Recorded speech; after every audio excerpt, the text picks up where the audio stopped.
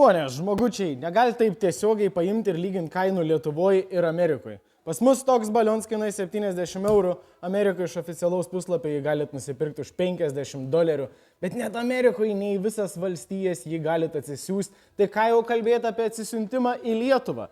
Ypač kai šnekama apie licenzijuojamas prekes, kurios dar yra, kurių prekyba apsunkinta papildomai, yra neįmanoma sulygintų kainų, tai siūlyčiau to ir nedaryti. Amerikoje pasitikrinau, šiandien litras benzino kainuoja apie 80 centų, Lietuvoje kokį €1,5. Tai lygiai taip pat paprašykit, kad jums litrą kuro atsiųstų arba pilną baką užpiltų iš Amerikos, jūs sutaupysit pinigų, bet puikiai suprantam, kad tai neįvyks, nes į tą įeina papildoma kaina, tai lygiai taip pat ir su dujų balionais. Lietuvoje jisai 70 eurų, Amerikoje gal ir pigiau, bet nelabai mums aktualu, kiek jis Amerikoje kainuoja.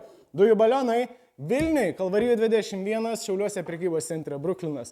Turim ir mažiukų, jiem nereikia leidimo ir jos galima nešiotis. Te.